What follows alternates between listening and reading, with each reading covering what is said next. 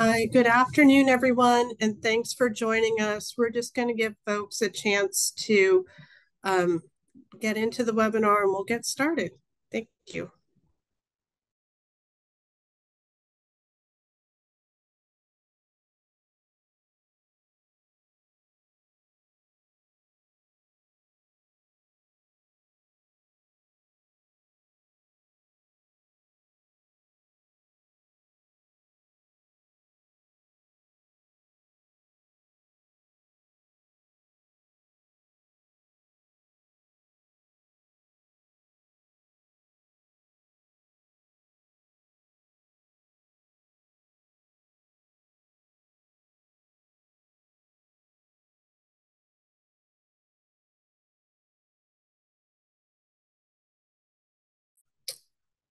Thanks, everyone, for joining us. It looks like there's still a steady stream of people joining, so we're going to give it just a minute and we'll get started.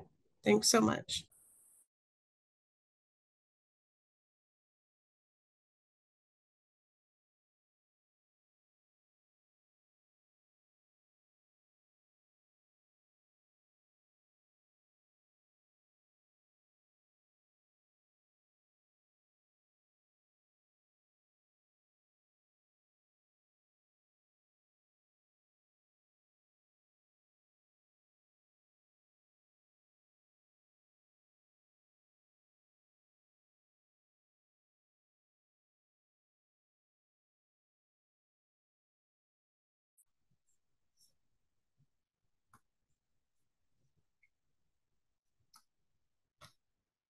Hi, good afternoon, everyone. Welcome and thank you so much for joining the Federal Communication Commission Schools and Libraries Cybersecurity Pilot Webinar. My name is Sue McNeil, and I serve as a special counsel in the Telecommunications Access and Policy Division, and I will be your host for today. On June 6th, the Commission adopted an order establishing the Cybersecurity Pilot Program, a 3-year, $200 million program to fund cybersecurity services and equipment for selected K-12 schools and libraries. During today's webinar, we will provide a brief overview of the pilot program and answer broadly applicable questions that we received in advance. Time permitting, we will also answer questions that are submitted into the chat. But to the extent we're not able to answer all of your questions today, please know that we will use the ones that we're not able to answer to inform future FAQs. And of course, you're always welcome to reach out to us as well. So at the top, let me just note that today's webinar is being recorded and will be made available on the FCC's website after the event. The FCC's PowerPoint presentation is going to be made available as well. Now I just wanted to take a minute to introduce today's presenters in the order in which you'll be hearing from them. We will be joined today by Allison Baker, who is an Associate Chief of the Wireline Competition Bureau, Kristen Birkland, an Attorney Advisor in the Telecommunications Access Policy Division of the Wireline Competition Bureau, Saswat Misra, who is also an Attorney Advisor in the TAPD Division, and we're joined too by a special guest from the Department of Education, Mike Klein, who is a Senior Advisor for Cybersecurity in the Office of the Deputy Secretary at the U.S. Department of Education. So now I'm going to hand it off to Allison for some brief opening remarks. Allison, take it away. Thank you, Sue, and good afternoon, everyone. On behalf of the Federal Communications Commission, I wanted to welcome you and thank you so much for joining us. The Schools and Libraries Cybersecurity Pilot is an exciting new effort and just one piece of Chairwoman Rosenworcel's Learn Without Limits initiative. The Cybersecurity Pilot Program will provide support for cybersecurity services for selected eligible K-12 schools and libraries that will help us learn more about the cost-effective ways to help address the growing problem of cyber attacks and how the Commission is best positioned to help. We recognize that cybersecurity is a major area of concern for schools and libraries across the country due to growing numbers of cyber attacks. And we also recognize how difficult it can be to find resources to address these threats. But addressing these threats will require thoughtful action and careful coordination between federal agencies, state and local governments, and then, of course, schools and libraries themselves. And this pilot program provides us with an opportunity to explore how the Commission can leverage its resources through the Universal Service Fund to help schools and libraries in addressing these cybersecurity threats, and also how we can best partner with other federal agencies with expertise in this area, including the Department of Education, who, as Sue mentioned, you'll hear from later in today's webinar. And you'll also hear from several members of our dedicated team that are working on implementing this pilot program. Again, I want to say thank you for joining us, and we're really glad to have the opportunity to share more details about the pilot program with all of you. And with that, I'm going to hand things over to Kristen to give you an overview of the program. Thanks, Allison. And so for those of you who have not been in a webinar with me previously, I'm thrilled to have you here today. We're going to do a quick overview, and we're going to move through this information pretty quickly today because as both Sue and Allison kind of teed up for us, there's a lot of great information here. And so just know that this deck of slides and will be available, as will the recording. And so if you want to come back and think about something or look at something, you will have an opportunity to do that. So if you feel like I'm moving quickly, don't worry, you'll be able to come back and take another look. So on June 6th, 2024, the FCC adopted a report and order, and the report and order number is there for you, FCC 2463. This link will be live if you come back to the slides. And that report and order established a 3-year pilot program to provide up to $200 million in Universal Service Fund support to participating eligible schools, libraries, and consortia of schools and libraries to defray the costs of eligible cybersecurity services and equipment. And the pilot program, what it will do is evaluate the effectiveness of using USF funding to support cybersecurity services and equipment to protect school and library broadband networks and data, and determine whether to fund them on a permanent basis. Next slide, please. So who's eligible to participate? Eligible schools or libraries include schools, libraries, and consortia of schools and libraries that are eligible for support under the E-rate program. But please be aware that prior or current E-rate participation is not a requirement to be eligible to apply for the pilot program.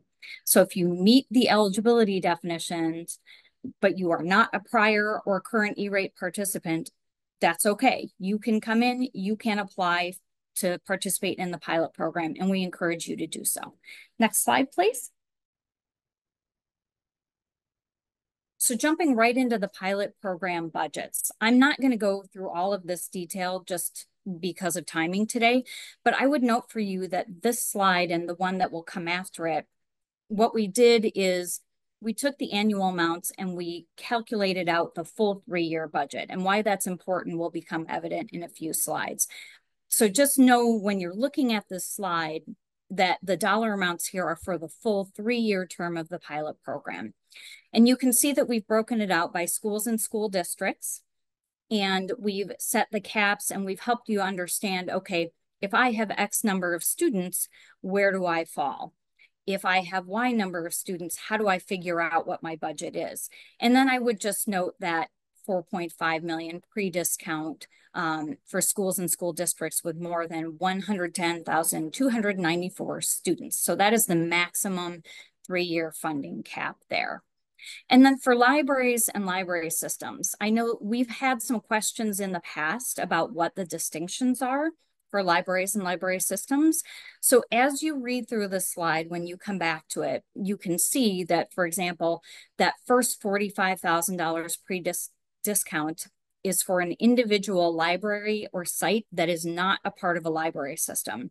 The 2 bullets after that deal with the dollar amounts for library systems. So if you have a question about the budget and how it is different as between libraries and library systems, you can find the answers to that here. And again, these are the dollar amounts for the full 3-year term of the pilot program. Next slide, please.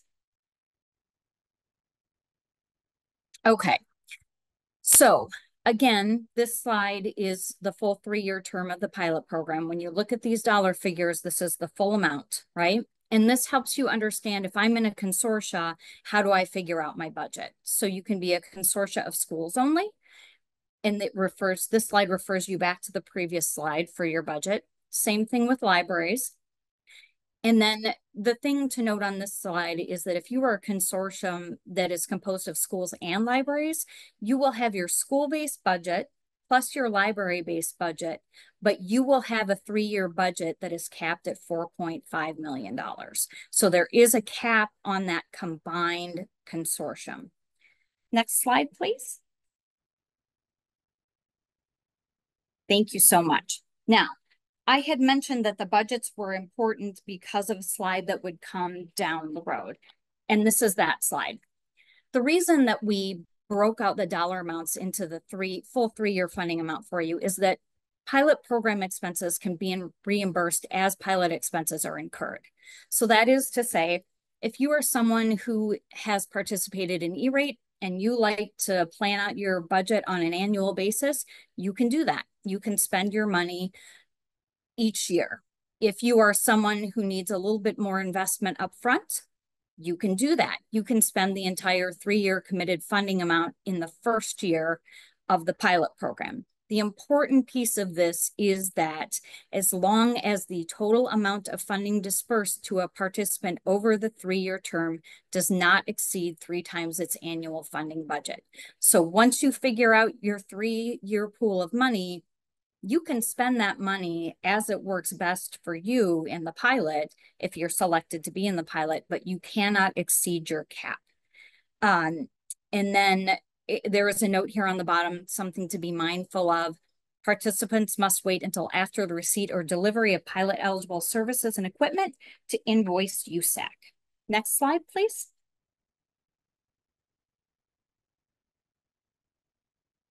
Okay. Now, what services and equipment will be eligible? So we have on the slide here, and we've mentioned in the report and order, it's a wide variety of cybersecurity services and equipment. And there are 4 general categories of eligible services and equipment, and those are advanced and next generation firewalls, endpoint protection, identity protection and authentication, and monitoring, detection, and response. And when you come back to these slides, this PESL link that's in yellow on the screen, that will be a live link. And I suggest that you go and you take a good look at that pilot eligible services list, because these 4 broad categories have a number of subcategories underneath them.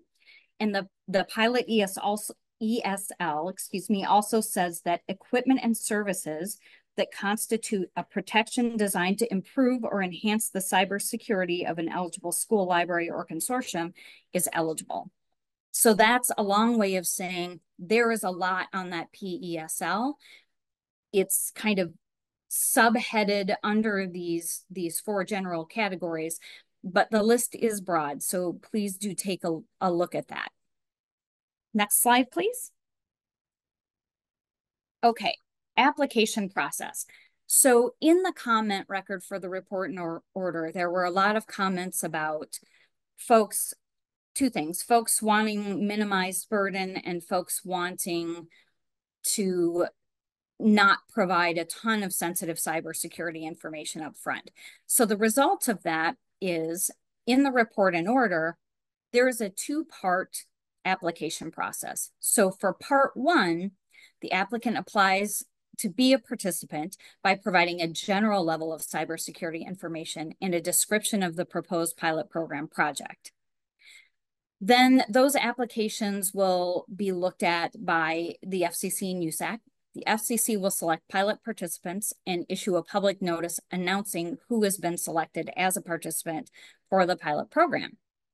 Then we move to part 2, and the folks that are selected as pilot participants will submit the more detailed information about their cybersecurity experiences and their pilot project.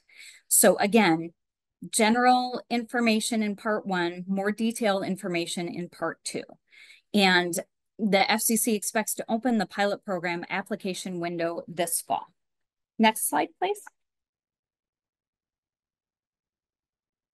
So we've covered this broadly, but when we say that part 1 of the FCC Form 484 application collects a general level of cybersecurity information, what we're talking about is broad information about the applicant's goals and objectives and an estimate of the total cost for the proposed pilot project. And the FCC needs this information so that it can select a diverse pool of pilot projects and target pilot funding to a combination of large and small and urban and rural schools, libraries, and consortia. It's important. We have had some questions in the past about, should I do competitive bidding before I do part 1 of the application? No. Applicants should not start the competitive bidding process before completing part 1 of the application. However, applicants should start thinking about their general cybersecurity goals and plans for using pilot funding, and should submit thoughtful pilot project proposals that are tailored to their unique circumstances. And the PESL is really going to help with this. You know, if folks feel like, I don't know where to start, I don't know what I might need, that pilot ESL is going to help you see what's out there and maybe help as you're thinking through your goals and objectives. Next slide, please. So selection process. How are we going to select pilot program participants? So again, we're going to evaluate the applications, the FCC and USAC will, and USAC is the administrator for the pilot program. And then to facilitate the inclusion of a diverse set of pilot projects and to target pilot funds to the populations most in need of cybersecurity support, the FCC will award support to a combination of large and small and urban and rural schools, libraries, and consortia, with an emphasis on funding proposed pilot projects that include low income and tribal applicants. Next slide, please. So what should you expect after applying? The forms and things that are used after the application piece will look familiar to folks who have participated in E-rate, ECF, and Connected Care. So we're going to leverage many of the existing forms, rules, and processes from E-rate, from ECF, from Connected Care, including seeking competitive bids, requesting eligible services and equipment, and submitting requests for reimbursement. So if you're selected to be a pilot participant, once you're selected, you'll need to complete the competitive bidding process to solicit bids and procure the requested cybersecurity services and equipment, unless you're subject to a competitive bidding exemption. After completing the competitive bidding process, pilot participants will submit requests for services and equipment and will receive a funding commitment decision letter, an FCDL, from USAC, that'll come from USAC, approving or denying their funding requests. Once an FCDL is issued and the delivery of services and equipment has started, participants and service providers may submit requests for reimbursement from the pilot program.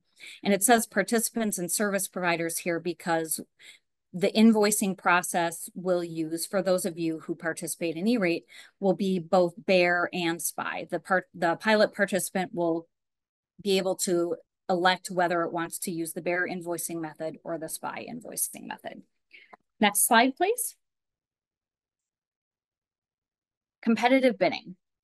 So the pilot program, and this is similar to E-rate, this is modeled after E-rate, includes a requirement that pilot participants carefully consider all bids submitted and select the most cost-effective service offering with price as the primary, in other words, the most heavily weighted factor. Competitive bidding is essential to obtaining the most cost-effective eligible services and equipment and protecting program integrity. So pilot participants are not permitted to request pilot program funding for costs from existing cybersecurity contracts, request pilot program funding for costs they are currently cost allocating out of E-rate funding requests for advanced firewall services, and conduct their competitive bidding processes prior to submitting their FCC Form 484 applications and work alongside their selected service providers to develop their proposed pilot projects. Participants may require the services and equipment to be purchased to be interoperable, compatible with their existing services and equipment, but they may not use a specific manufacturer name, brand, or product or service in their FCC Form 470 or RFP unless they also use or equivalent in their description. Next slide, please. Thank you. Okay, how to prepare. So not too early to begin planning before the FCC Form 44 application filing window opens. There's already a lot of information and a lot of resources out there that folks can use to start to prepare.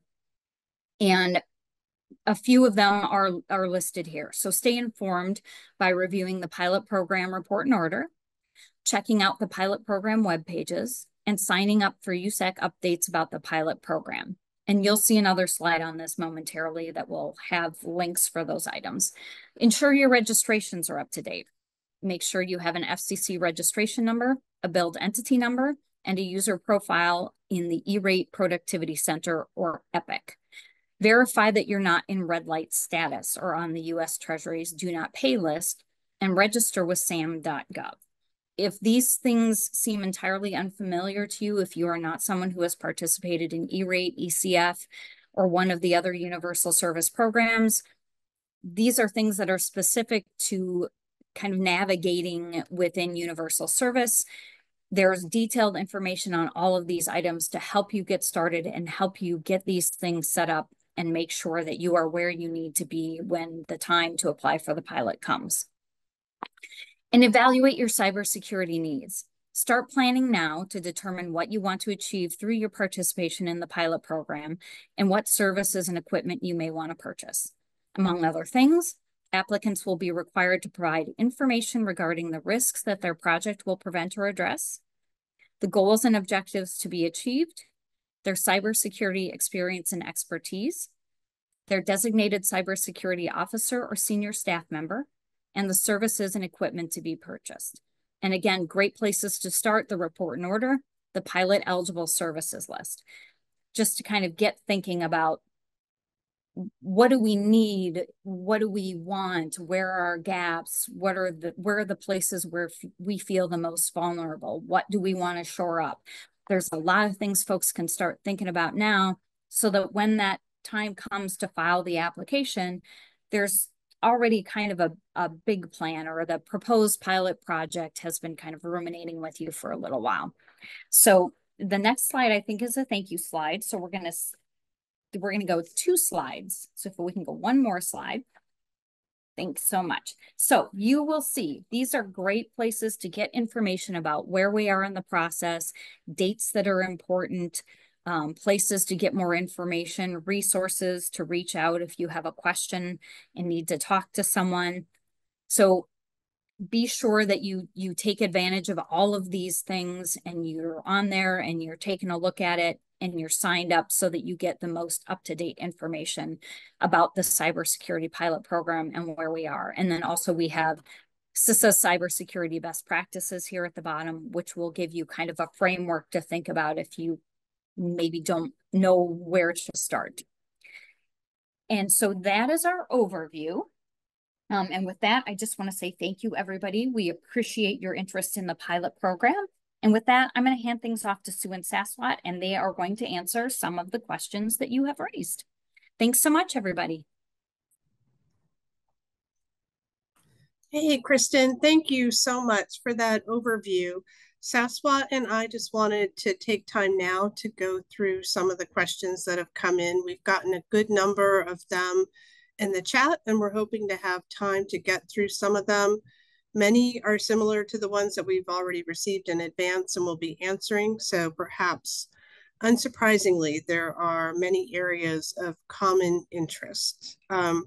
So to reiterate one of the things teed up at the beginning, there was a question about whether the webinar is going to be recorded and available afterwards, and the answer is yes.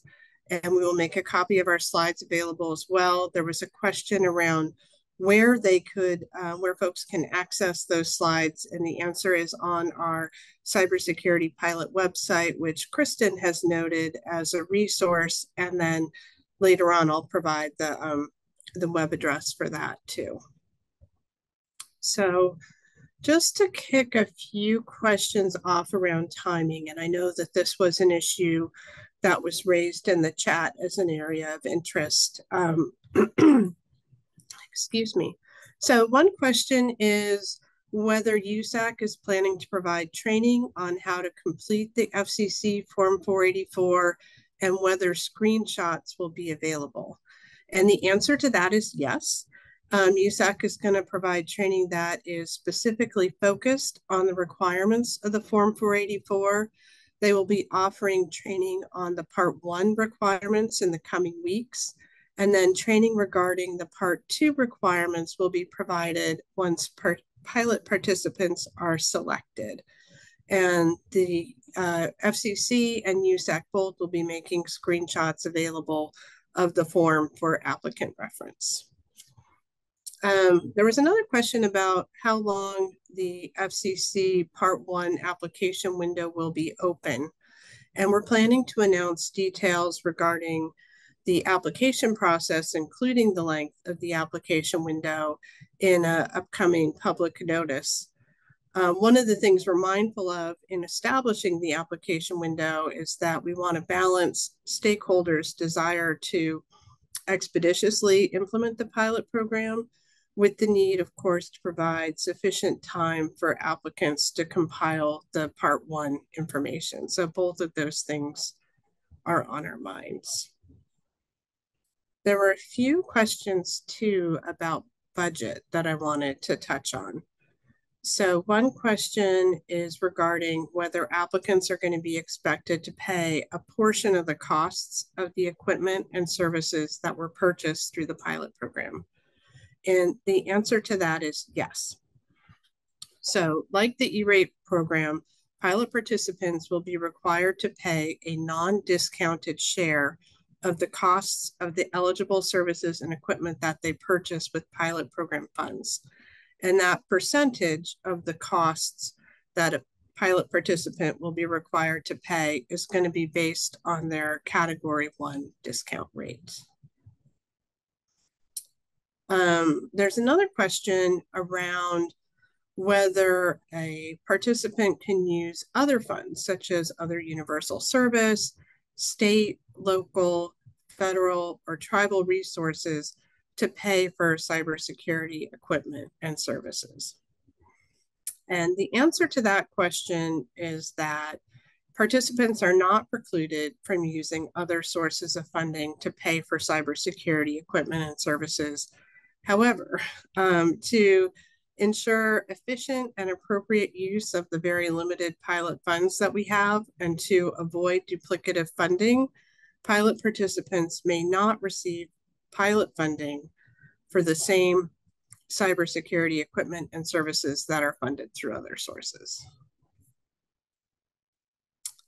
I'm scrolling through here and it looks like there are some questions around eligibility. So I was going to hit on one around can an educational service agency or ESA participate in the pilot program? And the answer is that educational service agencies, ESAs, that are also known as educational service units, local educational agencies, and Board of Cooperative Educational Services are eligible to serve as a consortium leader.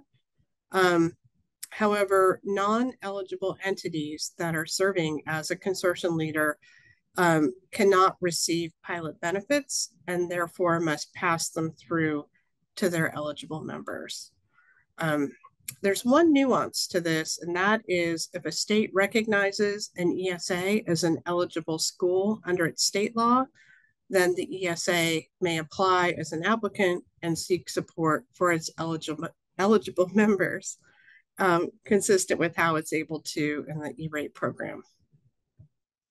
And then, you know, as with consortia applicants, an individual school may not participate both as part of an ESA application and as an individual applicant, and has to decide how it would like to participate in the pilot program. So I know that was one of the questions that was raised today in the chat, and the answer is you can only apply either individually or as part of an ESA or consortia, and not both. So I'm going to pause here for now and turn things over to Saswat, who's going to talk about some of the other questions that have come in about what services and equipment are eligible. So Saswat, back to you. Thanks, Sue. So the first question in that category is whether pilot funds can be used to pay for services and equipment, including renewal licenses that a participant is already receiving. And the answer is it depends. Pilot funding may be used to pay for existing services and equipment if they are not being paid for through another funding source, and if they were awarded consistent with the competitive bidding exemption described in the order.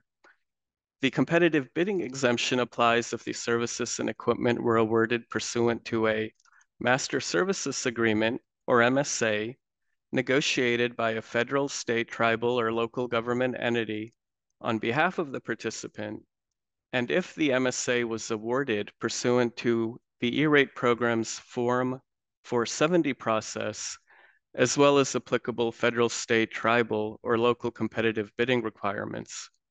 Services and equipment that a participant is already receiving, however, are otherwise ineligible for reimbursement through the pilot. The next question is related.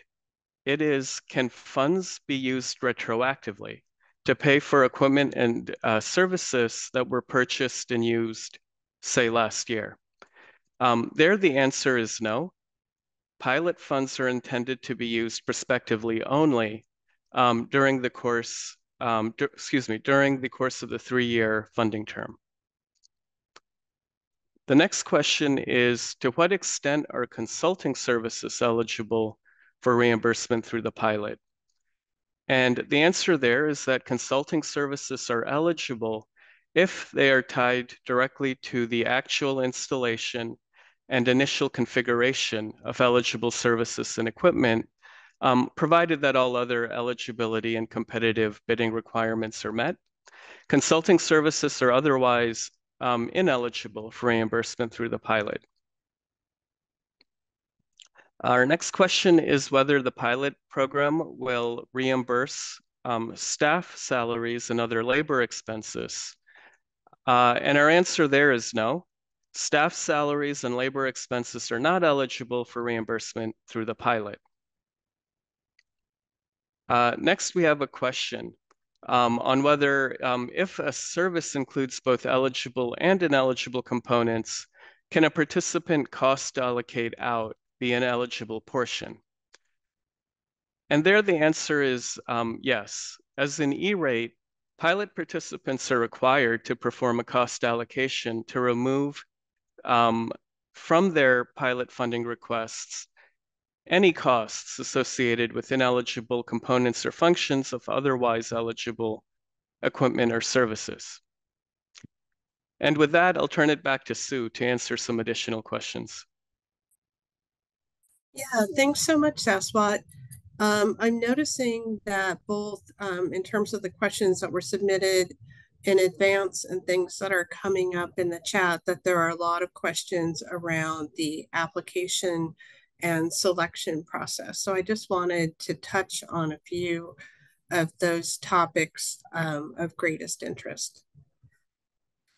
One of the questions that has come up a lot is if an applicant isn't selected in the first year of the pilot, can they still apply to participate in future years?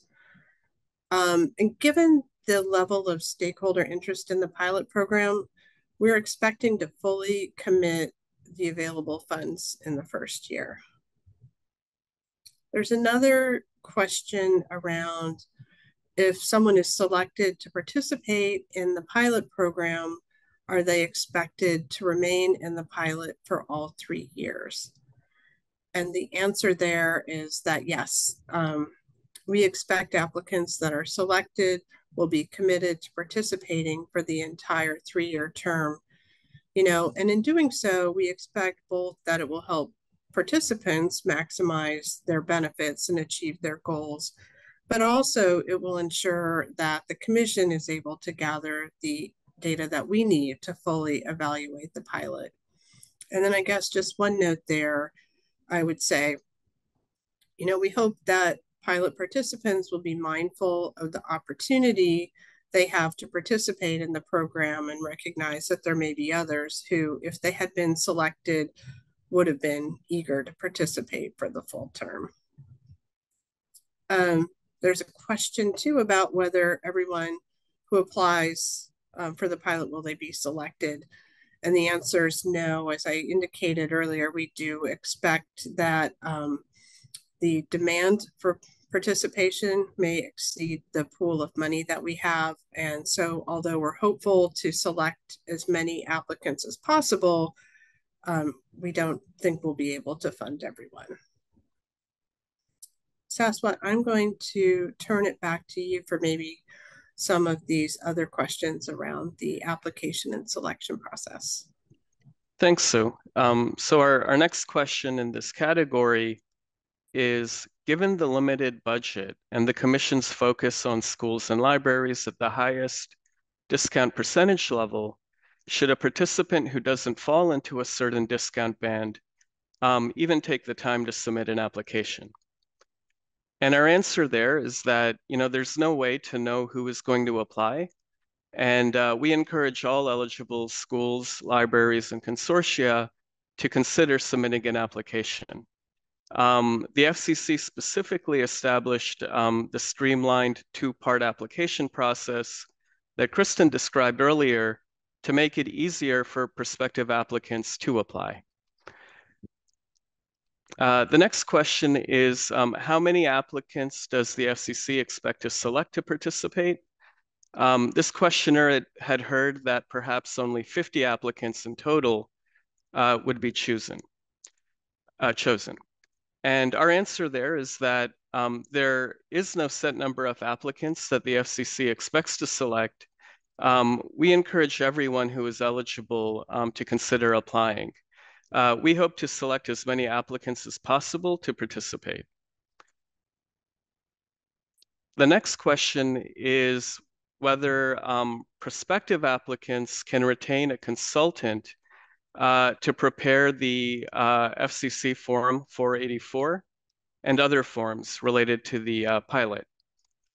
And so there, similar to the E-rate program, prospective applicants may hire a consultant to help prepare their forms, but they need to include the consultant's registration number, or CRN, on their account profile in the E-rate Productivity Center, EPC. If needed, consultants may obtain a CRN from USAC. Consultants participating in the pilot application process are subject to the same suspension and debarment rules that apply to the universal service programs. And then the last question I have in this category is the question of whether there will be special assistance available for smaller schools and libraries to help them complete the application process. And the answer is yes. USAC is planning special training for smaller, less resourced schools and libraries, as well as those who have not participated in the E-rate program. In addition, USAC will host office hours and offer a help desk for applicants that require additional assistance in filling out the forms needed to apply for and participate in the pilot. Schools and libraries are also welcome to email us if they have questions. The email address is cyberpilot, one word, so cyberpilot@fcc.gov. And with that, I'll turn it back to Sue. Thanks, Saswat. I just had one other quick question that I wanted to answer because it's one that came up in the chat and it's one that we have been asked a lot through other outreach that we've been undertaking. And that is both what are the requirements to be a service provider? And then secondly, whether the FCC and USAC are going to make resources available and training for service providers. So I would direct folks first to the USAC website, which lays out the process and requirements for becoming a service provider. So consistent with E-rate program requirements, all service providers are going to be required to fill out a FCC Form 498 and obtain a service provider identification number, also known as a SPIN, to the extent they don't already have one. And that SPIN number is required to participate in the pilot program, but it is not required at this competitive bidding stage. So a service provider does not need to have a SPIN in order to submit a bid. And again, as I mentioned, we recognize that there are some new service providers that are interested in providing cybersecurity services and equipment to pilot participants, and we will be providing additional guidance and some training for that.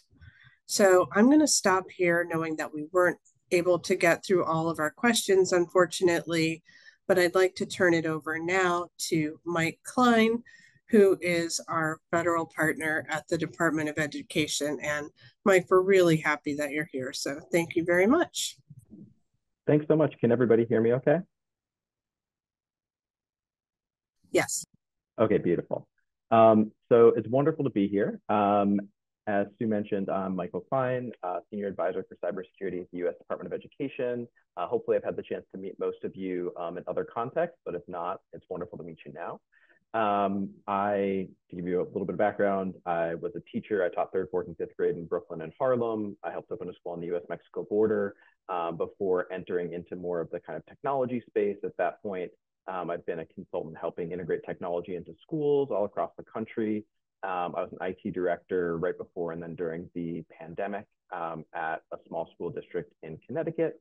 And then I came to join the department just about 2 years ago, where I've been able to work with some really wonderful people across the federal government, but also in states and school districts and ESAs across the country. And so all that is to say, I have your back on cyber. I'm excited to work with you all. I'll make sure that you have my email so that you can reach out to me after this too.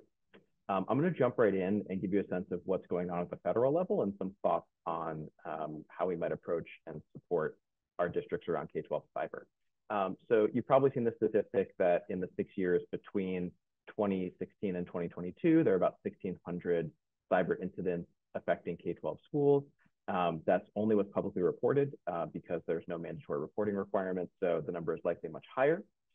It includes all different kinds of impacts. We had the ransomware attack against LA Unified School District in early school year 2022. With the support of the White House, the Department of Education, the FBI, and CISA, they were able to ensure that they could open school up the next day, but they did have data stolen. We have school districts across the country that have been impacted by ransomware attacks that forced them to shut down, some for multiple days. In one instance, Des Moines had to extend their school year last year because of being closed for a number of days. Some districts have felt compelled to pay, potentially because they either didn't have backups for operational resilience purposes or were hoping to avoid the sharing of that student data that may have been exfiltrated from the school district. And then it's happening all over the country and it's now in the news everywhere. So this is a topic that everybody's thinking about. You all have been working on it for a long time. And so I appreciate you all continuing this work and really appreciate FCC for stepping deeply into this work to support us here too. One thing I did want to point out is that in many of the instances, the initial access is actually through our vendors. And so I think it's really important for us to remember that vendor security is a really key part of this. And a lot of our controls really have to depend on understanding our vendors well too. So we'll dig more into this in a second. Third-party risk, I think, is relevant given the last month or two. We had obviously the Snowflake incident that impacted many school districts across the country. In the instance of LA Unified, they were impacted because they had a third-party vendor holding some of their data for analysis. That third-party vendor did not have, at least as publicly reported, did not have multi-factor authentication for all accounts. And so even though LA Unified had done their work kind of securing their systems, this external vendor that was holding their data had not. And so that led to a data breach on their part. Raptor Technologies had a data leak earlier this year that impacted hundreds of districts across the country that use Raptor for building access management and for emergency planning. And just this last week on Friday, I'm sure many of you also experienced, the CrowdStrike outage led to a number of systems being impacted across districts, one of them being PowerSchool, one of the largest student information systems in the country, servicing roughly 4,000 school districts. had an outage of multiple parts of their platform, including their student information system. And so even when the impacts are from something that was not malicious, the impact can still be quite large and at scale in the cases where we have vendors that make up a large part of our sector.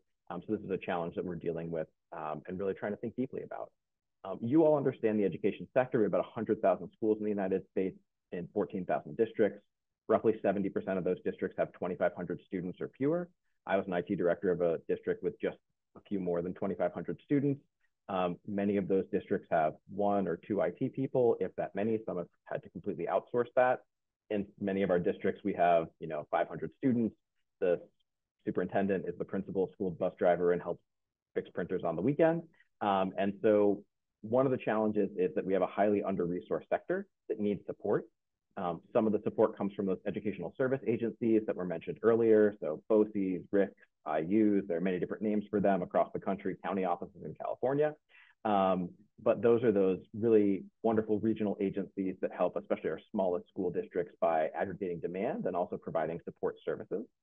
And then we have our 50 states, and not every state is the same. Some states, the Department of Education is deeply involved in cybersecurity. In other states, it's actually their Department of IT. Some states have research education networks that serve as the ISP and get internet to the districts. And so there's lots of different ways that internet access and cybersecurity kind of come to K-12 schools. One of the things we're focused on at the federal level is really lifting and shifting the burden of cyber risk. For too long, we've been expecting end users and small school districts to do everything. Here, this is a quote from our former National Cyber Director, Kemba Walden. She said, "We expect school districts to go toe-to-toe with transnational criminal organizations largely by themselves. This isn't just unfair, it's ineffective. The biggest and most capable and best positioned actors in our ecosystem should shoulder a greater share of the burden managing cyber risk." And so for us, that includes the federal government, state government, as well as the service providers that are really supporting many of our school districts.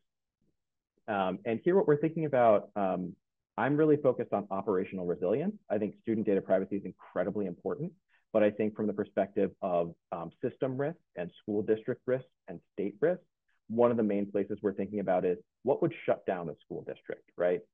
So we're not less focused. In addition to being focused on data privacy and confidentiality breaches, we're also focused on the availability of our data and the integrity of our data and systems. And so the systems we're talking about are not every system. We're thinking about our student information system, right? If you can't figure out what class a student's supposed to be in, which emergency contact to call, who can pick a child up, you can't run school.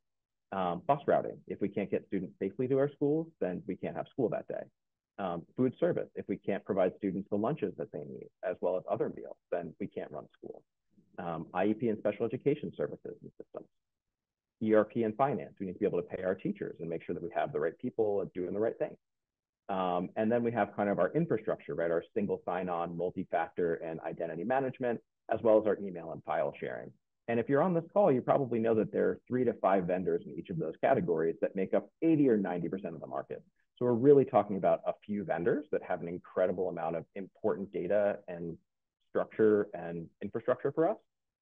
And so shoring that up in addition to our networks is a really important part of protecting our school districts. The steps that we've taken. So at the department, and I'll try to be quick here, we had the incredible honor of hosting an event at the White House hosted by the First Lady, as well as the Education Secretary and DHS Secretary last year. I know some of the folks on the call today were there as well. We had a panel that had the superintendent of LA Unified with our deputy secretary, my boss, the amazing deputy secretary, Cindy Martin, as well as the CISA director, Jen Easterly, and the deputy director of the FBI, Paula Bott, and really talked about what can the federal government do, what can state governments do, and what can vendors do. We provided guidance to districts. So we put out something that hopefully was on a doorstop. It was about 20 pages and had some very specific things that folks could actually grab onto and best practices from states that I'll mention in a minute that we've jointly put out with CISA. But we know that you don't need more paper. You really need actual support. And that's where the great work the FCC is doing comes in. And that's where we also built this coordination mechanism. So we now have something called the Government Coordinating Council. It sounds nerdy and technical, but it's actually quite important because the education sector is considered critical infrastructure in the federal government. we're able to bring together all of these organizations that many of you are a part of, including CCSSO for our state folks, NSBA for school boards, AASA for superintendents. And I mention these because we know that cyber is often pushed down to be an IT issue, but we're making sure that it's elevated to the level of executive leadership to know that superintendents, school boards, and state agencies are really focused on cybersecurity as a core infrastructure need that facilitates the teaching and learning that happens in our schools. And right now, we're also focused on working with our partners in the private sector.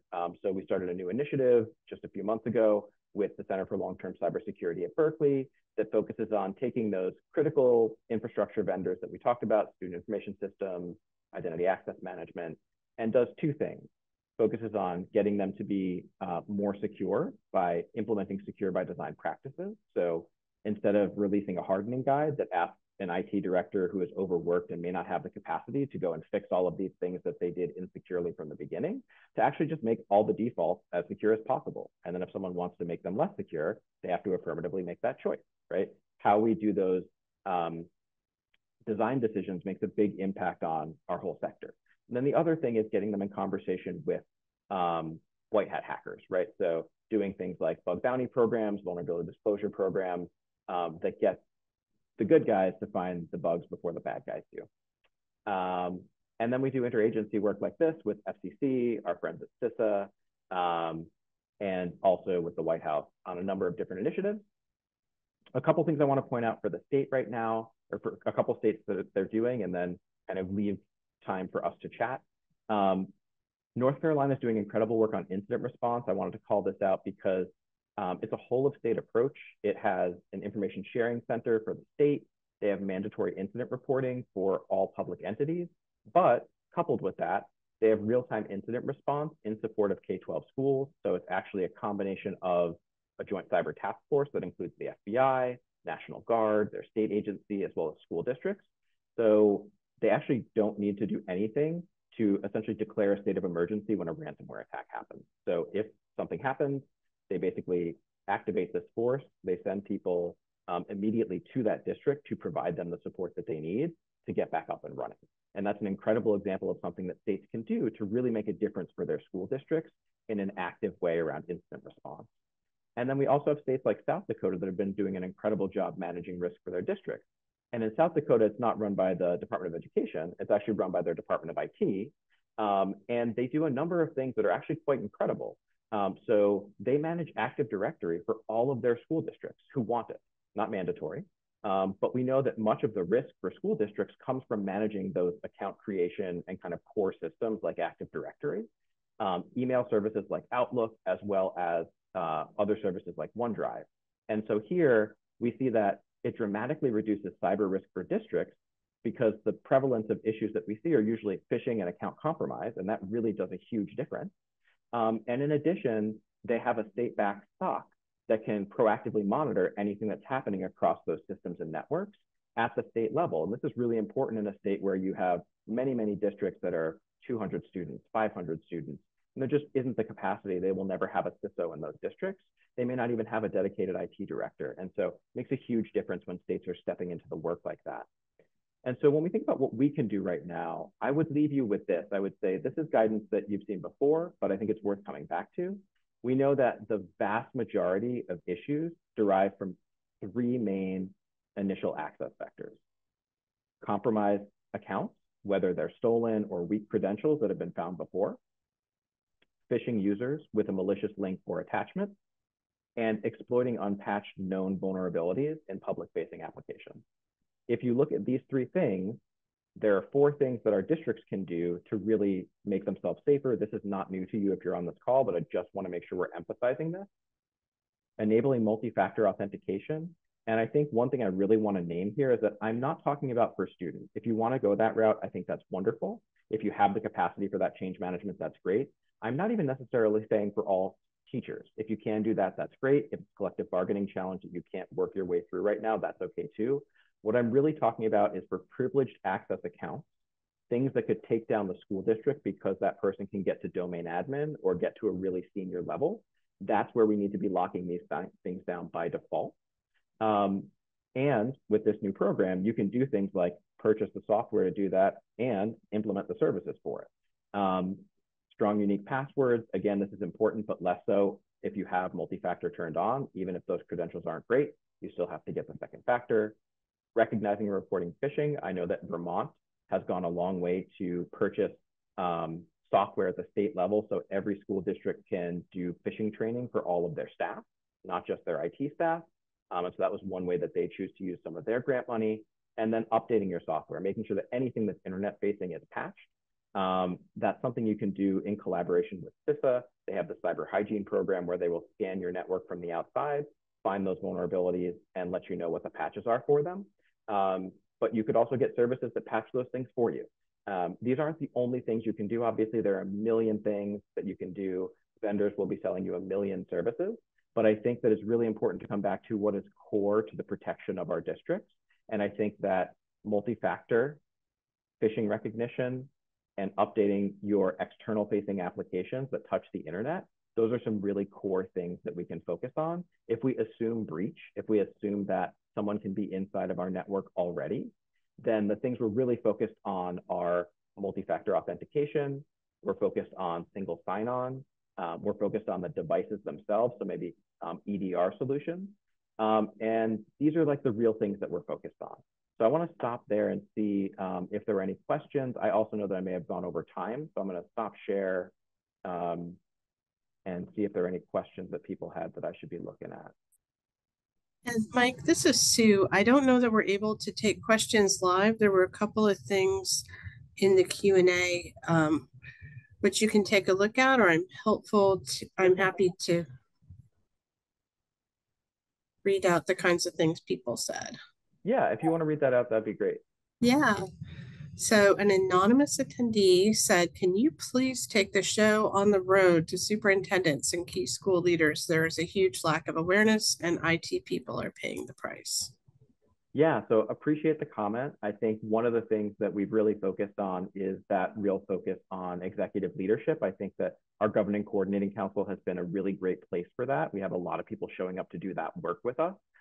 You'll also notice that Director Easterly from CISA was one of the keynotes at the AASA Superintendents Conference this past year. We've really been trying to escalate this issue to that level, not just in state education agencies, but also in governors' offices and in state CIOs' offices, because we know that oftentimes that's where much of the policy is being made on K-12 cyber as well. And Mike, I don't know if you want to speak to this or not, but there was a comment too about the resources that CISA has available, that they have a cheap suite of tools to help onboard new sites for security. And that phishing is one great example where CISA has a public code repository that can be helpful. Yeah, and absolutely. I'm sorry, go ahead. No, you first. Oh, I was just going to say that there was a request whether there might be an opportunity to make some of these resources completely free. Yeah, these are all really great questions. I would say CISA has some amazing resources. I would point back to the cyber hygiene solution that I mentioned that does the external scanning of your network. I would also mention that the MSISAC, Multi-State Information Sharing and Analysis Center, is a great place that will provide you lots of detailed information. They also have a no-cost service called MDBR that does protective DNS, which is at no cost. I know Cloudflare also does no-cost protective DNS for districts under 2,500 students, 2,500 students. And there are a number of other solutions that we're trying to get people to take up to the extent that they can that are no cost. I think one of the challenges is that some of these things are like free like a puppy. So it means that you actually need people to like implement the solutions that maybe know how to do things technically. And so I think that's a real challenge for some districts too. And that's where the consortium approach really can come in handy, because your educational service agency or other providers can bring together that capacity at a higher level. Yeah, there's some other comments in the chat too, but I know we are getting tight on time and might not have a chance to get through all of them. I guess I would just add this final one, which is how can within a state they coordinate, particularly if the education department might not have responsibility for the IT pieces? Yeah, that's a really great question. I mean, from my perspective, and this is from my many conversations, so I've talked to, I think, 32 states so far, and the people who kind of own K-12 cyber in those states, and sometimes it's various agencies. So I would say feel free to reach out to me. I'm more than happy to see if I can put you in touch with the right people or try to figure that out. I'll toss my email into the chat, or maybe you guys can send it out after the fact. And if I get 598 emails, I think that's great. You know, I won't necessarily be able to respond to all of them right away, but more than happy to try my best. That's awesome. Well, thank you very, very much, Mike, for joining us. It is always so insightful when we get to speak to you, and we're really appreciative of the great partnership we have with Department of Ed. So thank you. Absolutely. And I will just have a couple of notes to close things out. First of all, thank you so much to all of our presenters. We have a great team both here at the commission and at USAC that are working, and it is a very much of a team effort. We appreciate the outreach and technical teams that helped us put this webinar together and make sure that it ran smoothly. And thanks again, Mike. We really appreciate your participation. I just wanted to say as a reminder that the webinar is going to be posted on our website, which is fcc.gov/cybersecurity-pilot-program. And on that page, there are a lot of other additional tools and resources. And we encourage you to check back often for updates. And just as a teaser for the 566 of you that have stayed to the bitter end, you might want to check in the next day or two because we're going to be posting some information that I think will be helpful. Another great resource is USAC's webpage. It's usac.org/E-rate/cybersecurity-pilot.program. And they have a lot of great resources too. So I'm going to end there by just saying thank you guys very, very much for joining us. We're really excited about the pilot program, and we hope that you will consider applying. So thanks very much, all.